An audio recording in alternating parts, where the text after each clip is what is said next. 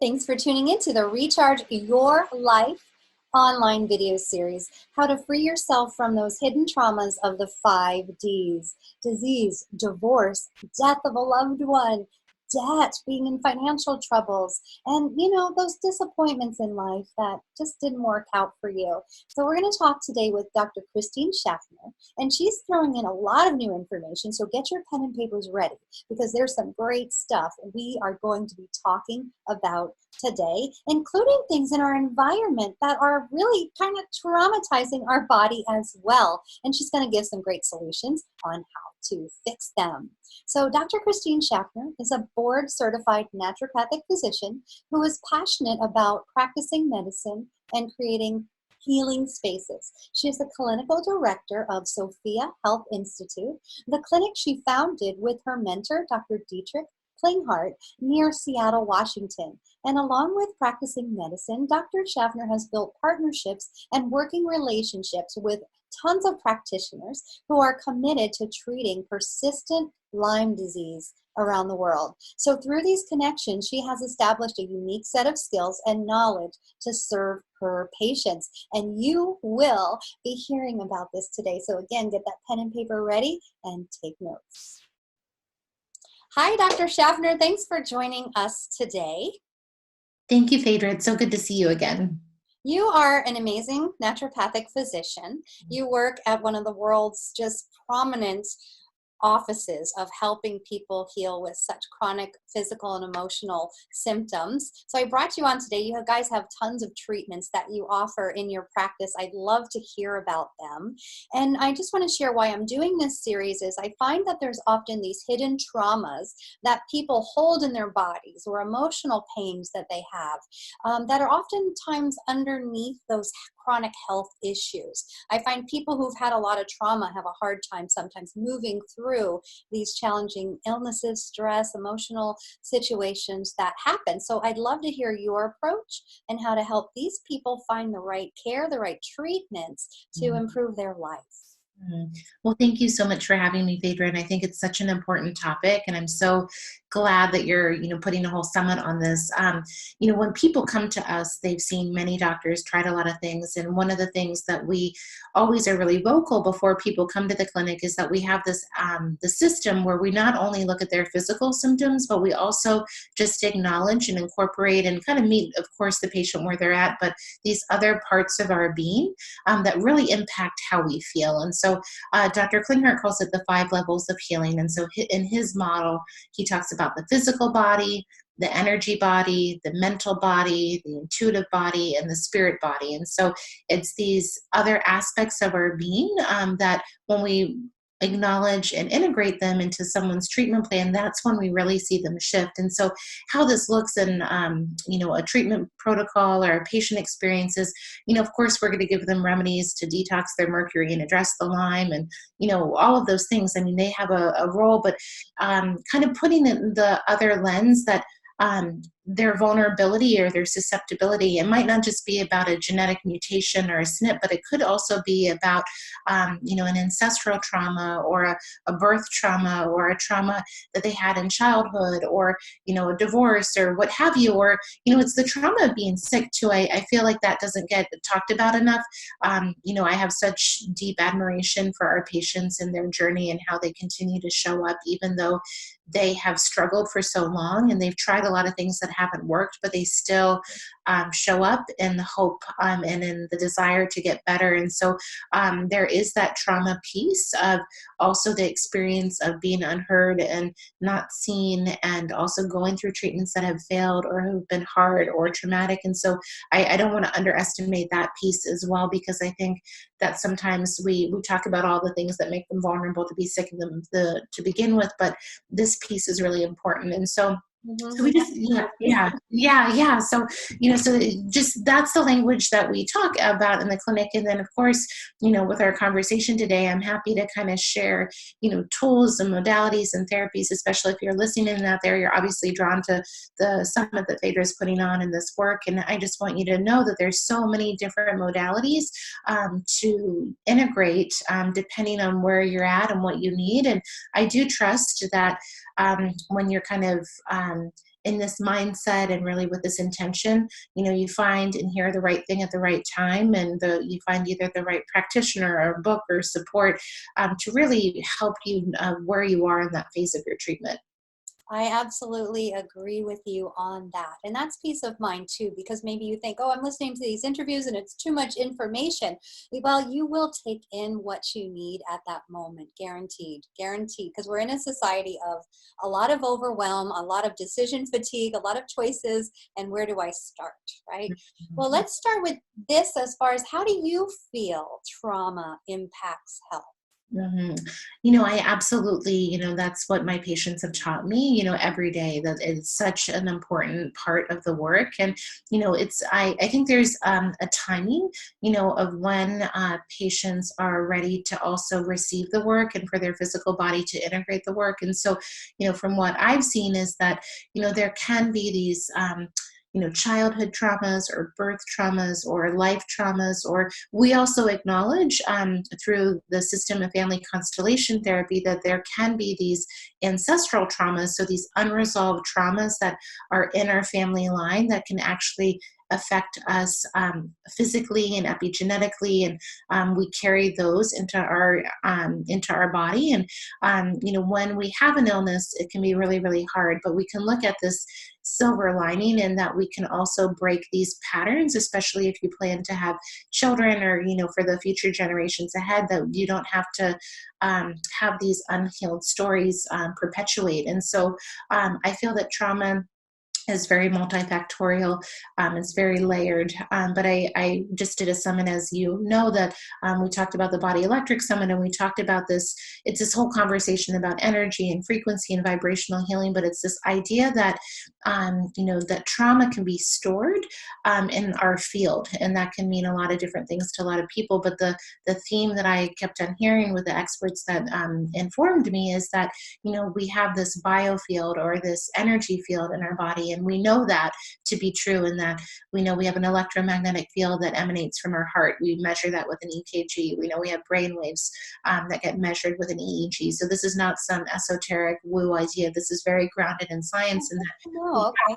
yeah, that we have this electromagnetic field. And so part of, some of the conversations that I had with different experts who really focus on trauma work, they feel that memories get stored in the field. And so one of the things that, to really oversimplify quantum physics and this field of biophysics, that I'm still diving in, and the summit really piqued my curiosity. And I Right, just we all are, though. That's the thing. It's like we don't even know half of what's out there in consciousness and in quantum psychology, quantum physics. It really is. And I've experienced it with my own trauma of the car accident, a rollover car accident. I was severely injured. I don't remember it at all. yeah. But I had a diaphragm release, body work done, and I felt the fear of the accident. Just Mm-hmm. recently, I had an injection in my broken leg that's still there, and I just cried. As soon as the needle went in, I just went into complete emotional breakdown. But I know to let that release, better out than in. But it's like, but I don't know how to explain this to people Mm-hmm. who are struggling. So I'm so glad you're bringing this up. Yeah, absolutely. And so the absolutely what you just shared is the experience that we have in the office a lot, and kind of what a lot of experts also inform me is that, okay, where does this trauma, get stored? So it gets, one thought is that it gets stored in our field. There's also the thought, of course, that our cellular memory, that our physical tissues can hold that trauma as well. But when, at the end of the day, to oversimplify this concept in biophysics, is that, health is coherence, or health is flow. You just keep it really simple. So the more that we have coherent energy and coherent light in our body, that's going to translate into better physical health. And so, things that disrupt the coherent field in our electromagnetic nature can be these traumas or other things that create disharmony in our field. And then there are people who know how to release this through either, tuning works I was telling you, or energetic work, or tapping, or somatic work, or what have you. And that, when awareness is brought to these areas in a safe manner, and the patient's nervous system feels safe enough to be able to go through that experience and release whatever they need to release, healing always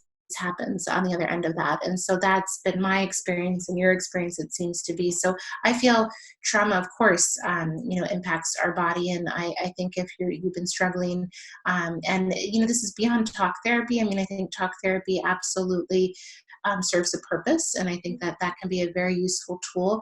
But we're talking about how do we really kind of release these traumas from our cellular memory and from our field. Exactly. And I do believe so. I'm a somatic experiencing practitioner, and we work with getting people into their bodies.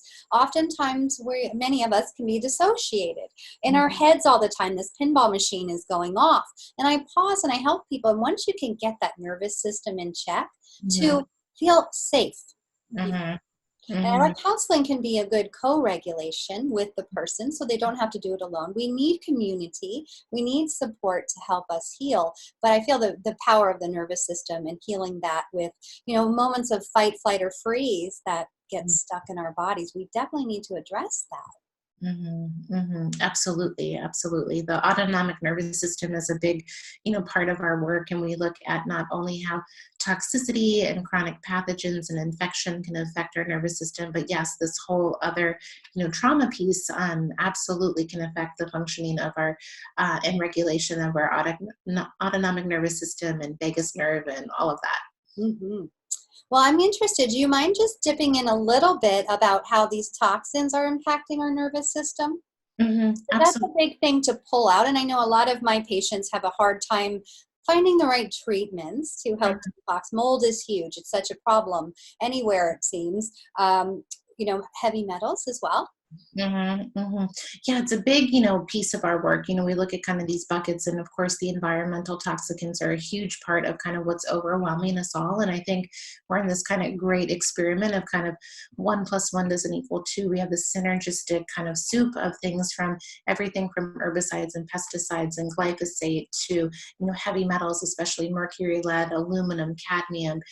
We have mycotoxins from mold. We have other, things from phthalates to parabens to petrochemicals to electrosmog even, and how that impacts our body. That also is a, environmental toxicant in our eyes. And so, there's a lot of ways to approach this, but kind of really to keep it simple, we look at these things as not only neurotoxins, so they're going to be affecting the functioning of these things. Basically, when they're in your body, they because of their nature, they get absorbed inside a neuron, and then they can affect the microtubules in the neuron. They can affect the communication in the neuron. They can affect the neuron's communication to other cells, affect neurotransmitter functioning, affect the lymphatic system.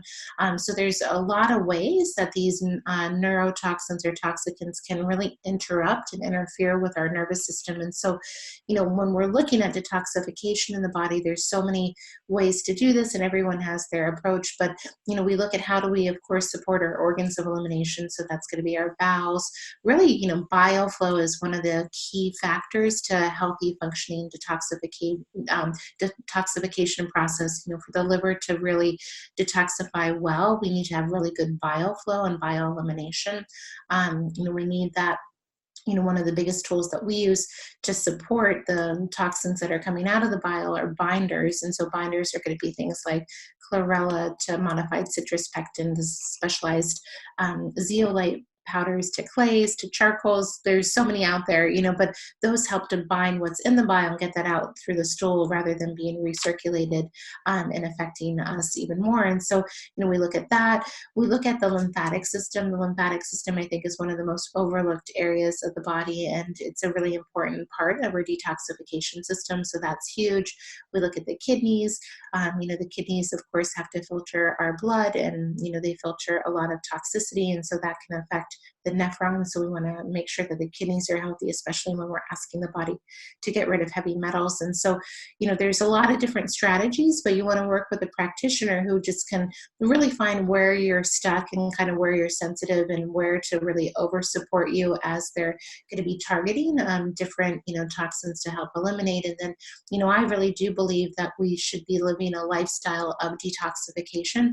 I don't think, this is just like, hey, 1 month, we're going to just think about mercury and then you're done for life. It's just, it's this process. And if we all can be just more and more mindful and aware of what we're up against out there. Even if you do everything right that you have control over, you eat organic, you exercise, you do all the things that you can, there's still an environmental exposure that we all cannot avoid. You're just so smart. I tell you, No.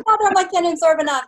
So what are some simple detoxification things that you would teach your patients that we can maybe give some tips for people? Yeah, absolutely. So, I go, of course I have a number of things I can rattle off, but I want to first start with water. We all have to drink water, right? And one of the things that I think is most impactful and important is if we have healthy water filtration. So we're getting the fluoride out of the water, we're getting the chlorine out of the water, we're getting the heavy metals, the pesticides, all of that. I've gone down the rabbit hole a little bit with learning about water. The summit allowed me to do that. And it's just also been a little bit more of my interest right now of how to support the water within our cells, because ultimately that's going to be the health of our cells, the health of our physical body. And so with the work of Dr. Pollack, who talked about the fourth phase of water, and then also the work of Dr. Cowan, who just came out with a new book that I just read, it's all about we don't have the cytoplasm, which is the water within our cell. Is not just this fluid water, it's actually this gel-like structure that is structured water. And it really is important in maintaining the cell charge. So it helps us to have that negative cell charge that allows our body to communicate. And so environmental toxins can really disrupt that structured water within our cell. And so why I'm mentioning this is not only about the water we drink and avoiding chemicals, but how do we support the water within our cells? And there are certain really simple techniques that you can do. One is exposing yourself to infrared light. That's sunlight. So just go out in the sun. I live in Seattle, that's sometimes hard. Or you can have, you can be exposed to, probably one of the benefits of a sauna is not only the sweating effect, but also being in that infrared light to actually structure the water in our cells. So that's something that can be helpful. There's also some other devices. I have one of these, I have it on my desk, actually, one of these near infrared lamps, the Sauna Space like photon that I shine on myself. And that is another tool. Drinking. What's that one called? What would someone? It's called Sauna Space Photon. So that's if you don't have room in your home or can't afford a sauna, this is like $350. So it's not cheap, but it's affordable. And you can use the incandescent near infrared light to kind of shine on your body, and that can help structure the water in your cells. Drinking juice, like actually vegetable juice, is actually really high in exclusion zone water. So that actually is another way to support structured water within your body. And then they've also talked about how grounding or making, contact with your feet in the earth, that can also support the structured water in your body. So that's, a couple things, not only the water that we drink, but also the water that is structured within our cells, because that's, again, going to allow our cells to detoxify, communicate better. That's really a kind of fundamental and foundational part of our health. And then, we are really, firm believers in coffee enemas. So we, have coffee enemas be part of our strategy with any detoxification process, because coffee enemas can help move bile, and that can be, really good offload of the liver, and can really remove toxic bile or toxins in the bile.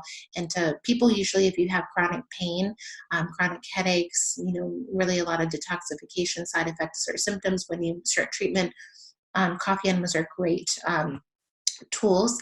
And then, castor oil packs are another like home tool that you can do. It's just rubbing castor oil over your liver. I like to make it really simple. I just have a castor oil roll-on side of your bed. Before you go to bed, rub it on your liver, cover it with a wash towel or a piece of flannel because it's sticky. You can put a hot water bottle on if you want to have that extra comfort or extra support, but it's not necessary for it to work. So those are a couple tips. Another thing I already mentioned, but I'll just highlight again, I think one of the foundations for kind of a healthy lifestyle and detoxification lifestyle is taking binders. And we use things like chlorella, specialized form of zeolite, humic and fulvic acid, modified citrus pectin, charcoal in acute cases. So these are things to help you just deal with, the things that we're exposed to in our environment on a regular basis. So those would be just like the, quick and easy, believe it or not. I have a quick question though, okay? Because like water these days, there's a lot. Alkaline water, there's spring water, there's mineral water, there's RO water. Some people Yeah. say let's just drink from the tap. Yeah. What guidance do you have? Because there's a lot of water choices out Yeah, there. I definitely think that we need to filter our water and get all the chemicals out. So that's either going to be with a Berkey filter or a reverse osmosis filter. Kelly Halderman, I've interviewed her a handful of times, and she's really into hydrogen water. Her filter that she recommends also gets the chemicals out. So there's this whole, you got to get the chemicals out of the water. There's this idea of having more structured water. So that's going to be water that potentially is exposed to light, or there's different pieces of equipment that can make it more structured. So you're drinking that water that I just described that's inside your cell. There's also this idea of adding hydrogen or hydrogen tablets to your water. That can be helpful for some with inflammation. So that's a tool to think about. There's a whole rabbit hole that we could go down around deuterium depleted water. One of my friends and colleagues has educated me around that. I'm still learning about it, but I think it's part of the conversation nowadays as well. And so I think, again, not to overwhelm you, which I'm sure I just did. We could do an hour about water. I know, and I'm still learning all the time about water. But I think the most important step is to filter your water and get out the fluoride, the aluminum, the heavy metals, the herbicides, all of the things that, if you just drink tap water, that you will most likely be exposed to. Okay, and RO water?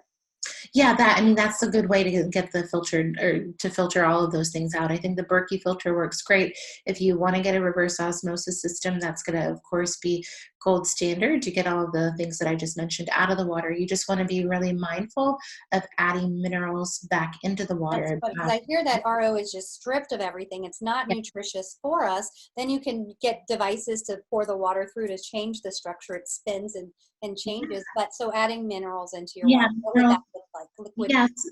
Yeah. So anything from, electrolytes, which are going to be sodium, magnesium, potassium, and phosphorus. I really like Quinton water, which comes in these, glass vials. It's from this plankton bloom outside of France. So it's this seawater that actually mimics our plasma. It has the same mineral composition as our blood plasma, and it's really well absorbed.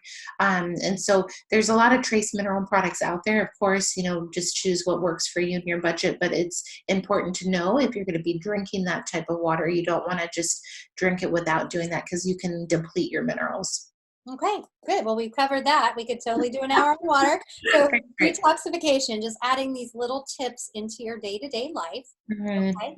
What else should we talk about? Because I love that you are talking about going down to the cellular level. Even our fascial system is this crystalline structure. And if we are dehydrated, it could cause all kinds of problems. Yeah, absolutely. And, tying it into the trauma piece, we see this relationship with toxins and trauma. And so Dr. Klinghardt has called it the Klinghardt Axiom 1. That's his way of, sharing this information. And so he says, for every unresolved trauma, there's an equal amount of stored environmental toxins or pathogens in that tissue. So I know this sounds, I'm like, yes, a whole other level. I know, so I know that sounds woo, but I see this clinically all the time. And so how this manifests, so how this manifests clinically is that, let's say someone has, we know they have a heavy metal load. We know they had a mouthful of amalgams. We know that their mercury, needs to be mobilized to get their nervous system back. But they're pretty stuck. They're just not responding to treatment. They're not getting it out of their body. Whatever we're doing, we're just kind of stuck. So then we sometimes switch gears and say, hey, now the time is maybe to look at doing a family constellation or doing this trauma work, or, seeing one of our practitioners and kind of moving energy on that level. And it's this wild phenomenon that happens. Again, if I'm just an observer, not even putting, my mind why or how this works is that once people start to release those traumas, again, there's more flow in their system and their body starts to move and and then the mercury starts pouring out of them. And so we see that all the time. And the flip side, sometimes when we move things on a physical level, with mercury, more, and then and then we're going too fast, and then, sometimes these traumas come up that they have to be dealt with. So it can go both ways, but often what I see is when people start doing this trauma work or emotional work, they should work with a skilled practitioner who really can follow it up with good detoxification work, because their system starts to move finally. That's beautiful. That's beautiful. So Mm. you did touch upon family constellations, and I have done it myself. I have experienced it. It is unbelievable. It's it'd be hard for me to explain. Do you have a little way to explain it? And Yeah, it's hard to find people who do it, but mhm. they're out there. I think it's bigger in Europe than here in the States. But if you go to places like Sedona, they definitely offer groups of it. And I've had such bizarre experiences there with it, but it's amazing work. Yeah, it's pretty wild, but it's absolutely, it works. And so, Bert Hellinger, who just passed away a few weeks ago, he was in his 90s. He developed the system of family constellation, therapy, and this is not unique to just this culture. There's other traditional cultures that also acknowledge this kind of Oh, ancestral trauma that gets passed down. But his system, of course, is unique to him. And so, I'm not, I don't facilitate this work, but I work with practitioners who do this work very beautifully. This is one of Dr. Klinghart's gifts, and he does this work with patients as well. And so with a constellation, again, this idea is that we want a presence and heal unresolved trauma that's been, in our family lineage. So often we have people write their genogram. So it's going to be that's, your like kind of your line, your brothers, sisters, then your parents, then your grandparents. And then on the genogram, we look at, okay, was there a suicide? Was there a miscarriage? Was there an adoption? Was there, life, right? There's so many things that, happen within the family system. Was there immigration? Was there, fleeing from your homeland? Was there, there's just stuff that, comes up that you might not think about have an impact on you. And so it's that kind of creating awareness around that. And then when you work with a facilitator, you can either work one-on-one, or you can work with a group setting. And in that group setting, you pick representatives, and you pick representatives to represent your family and the issues that you're asking to be expressed and healed. And so what happens, which is the wild part, but it's very reproducible, is that this intentional field is created where when people are working with a facilitator who knows how to really move this energy, that people who are representatives who have no knowledge of anything, but they're who just, might be your mother. You're yeah, in a group of people, you yeah, pick a person to be your brother, your mother, your father, your grandparents, and yes, weird stuff just happens. Like my friend did it, and her parents were farmers, yeah, and people did not know that they were farmers, and they started acting like they were on the farm. yeah, yeah, exactly. So they You start know, to, it's wow. when they're in this intentional field, they have this information that comes through, and these, feelings or expressions or, movements, and then the facilitator can help, make sense of everything. And it's quite, again, I'm just here to share information and pique your curiosity. And so it's something that, is quite beautiful to see. And that, this affects, our epigenetic expression. Again, just about, it's not just about folate, but it's just about, these other emotional or environmental or ancestral things that actually affect our genetic expression. So, so yeah, it's just something, again, if you're stuck and you've tried a lot of things, this is something to be curious about. Great. Yes, it is. And I did it at a Women's Health. I don't know if you guys have done this, where people will represent your organs, your uterus, your ovaries. So Oh, tell Dr. Klinghardt that. It was incredible. yeah, you can really do a constellation on, you can do constellations on families, businesses in Europe. They do this, for, so there's lots of ways to take this work. But if you want to learn more, Bert Hellinger, he has some books out there. That would be a starting point. Okay, good. All right. You're just a load of info. I just love interviewing you every time. It's just great. So let's talk more. Any other modalities that you use? Like you said, EFT definitely works. People are pretty familiar with that. But you mentioned body code. What's that about? Yeah, so we work with a practitioner. Her name is Julie Schiffman, and we've actually just started having her on our team. And she's just, yeah, she's just a wealth of knowledge and experience, and has really already helped our patients shift. And so she just has her unique way of combining EFT. So that's combining the acupuncture points with the feelings and the beliefs, and moving that energy out of the body. And then body code was created by this Dr. Bradley Nelson. I haven't studied this; it's just something I've experienced and observed, and it's another way to access this type of information. So they look at kind of patterns and themes and limiting beliefs and traumas and ancestral trauma, and how that's affecting you. So the therapist actually uses that system plus muscle testing to help hone in on where you might be stuck and kind of what things need to be expressed and released. And so it's the body code and the emotion code are two books if you want to learn more about that. But Julie has a wonderful, beautiful way of combining both. And I've had sessions with her, and it was just it was wild, because it was something like, she's like, oh, what do you want to work on? I'm like, kept it pretty open-ended, and she like totally landed on the thing that I needed to work on, and without me expressing that. So it's just wild, and a lot of fun.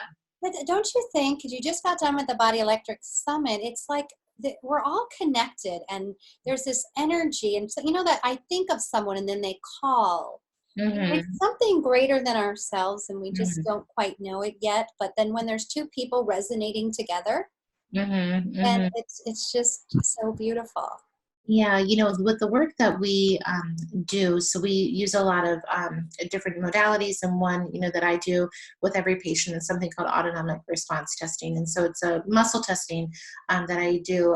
The beauty, I love, we work in this team setting, and I either work with an assistant or another doctor, and it's really quite fun. And what I always kind of, in my mental mind, I always think there's this whole informational kind of field that we're all coming together, and, with the intention of helping the patient. And, I will be at my desk thinking with my mind all the things I want to, go through. And then, I get in that configuration, and, just other thoughts and, feedback, come, for the patient. And so, yeah, it's just this, I think the more we know, the more we don't know, and the more that we just are open with the intention of how to support people and heal our patients, and just really being open to, it doesn't have to be, it's not this linear black or white experience. It's this very,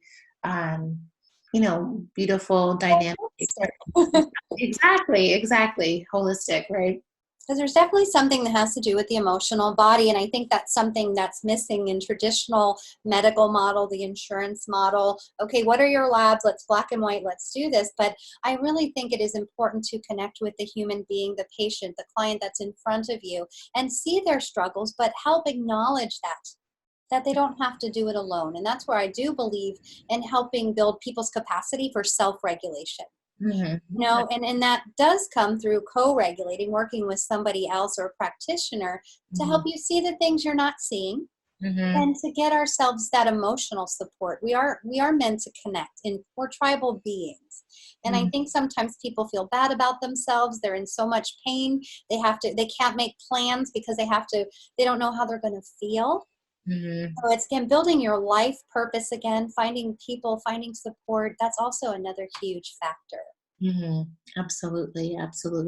I think that, um, purpose and, connection, of course, are, two amazing, like they help build momentum in a patient. I think if you're unclear or confused about your purpose, you don't have that energy that kind of propels you forward out of kind of your current state, especially if you're sick, and how you can move forward. And so yeah, I think this is just it's a great conversation that you're having out there. And it seems when you're in the work that we do, it's kind of amazing that, still modern medicine doesn't catch on, to, these parts of our being, and how, yeah, I mean, there are people out there right now, right? So the Lynn McTaggarts and the Joe Dispenzas and these types of people who are showing and breaking all the rules to, what we conceive healing to be, that we put our mindset out there, and with a facilitator who can really show us that, there is that possibility that healing can happen, more instantaneously. And I'm definitely on that journey that I would love to experience that more with my patients, as I practice medicine. Yes, and I just I keep my picture because it was traditional medicine definitely saved my life. As a trauma survivor, all the stuff they did was, but this was me. And it wasn't until I got into that energetic piece, the Lynn McTaggart work, looking at mindset, clearing the emotions, because I didn't realize, I don't remember the accident, but the moment that therapist put her hands on me, the fear of it came out. My body was holding on to that. I had, this fear, this anxiety I was holding on to. But I also been taught in my experience in my training is to express yourself and let those emotions come up. And I think a lot of people are taught to suppress them, or over in a sad movie, let's just hold back our tears. But we are a sum of our life. And I always say every body tells a story. And when I do intakes and I ask questions, people forget all the traumas they've had happen. They forget the surgeries, or they say, oh, well, when I was a kid, I had my kidney removed, but that was 40 years ago. But that all matters today, and it is important to talk with your practitioners about it, to explore what your hidden traumas are.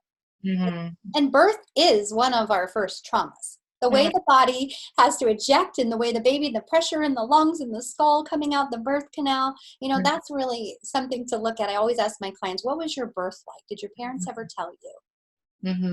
Yeah, no, absolutely. Just going through that process, 15 months ago, I was blessed. I feel like we had a beautiful experience, but I also, I saw along the way, even as somebody who's educated and who, lives in Seattle, and I had midwives, there's so many, turns for women to not, have, the experience, that they, that our culture doesn't facilitate, the experience to the best of the capacity that a woman can go through. And so there's a lot of things you have to navigate, when you're going through that. But yes, I mean, I think how we start life is how our nervous system, that's one of the, first experiences that our nervous system has to tell us whether we're safe. Yeah, we go from this safe environment of fluid, and all of a sudden we have to eject out, and our lungs have to figure out how to work. And when you work with clients, do you take into account, say they get, because this happens a lot, a sudden diagnosis, sudden disease, just like all of a sudden. And I put the pieces, and usually it could be like a death. Oh, my mom died. I lost my job, and I was a single mother of 3 kids. Yeah. And it's like these culminations of things, and then boom, they're sick. How do you pull out those questions for your patients? Of course, we see a timeline, and there's, always the retrospect to look at things, but, life is typically okay. There was a birth trauma. You lived in a moldy home. You had too many vaccines. Somebody died. There was another disappointment. Like we're these complex, dynamic, beings that go through life, and that, sometimes there's just, while it looks like it's happening instantaneously, getting sick, it's a lifetime of accumulation, right? So, and everybody has a different capacity and resilience to all of these things. And so, but yeah, absolutely. I mean, I think there are these, it's never one thing, and it's all absolutely, it's, when we look at illness as an opportunity to kind of heal on so many different, it's not just like healing, our brain, our livers, or whatever we're doing. It's just this other, other possibility of healing, not only our, current life traumas, but even these ancestral traumas. There's just so much depth that we can go when you're open. Exactly. And that's where I want to give hope to people who are struggling, who've been to this doctor and that doctor had this test and they're just stuck. But there is hope. And you see that because I know you guys see the most complex patients, everyone, that they know to come to Dr. Christine and Dr. Klinkhart. But there is hope out there. You see it, right?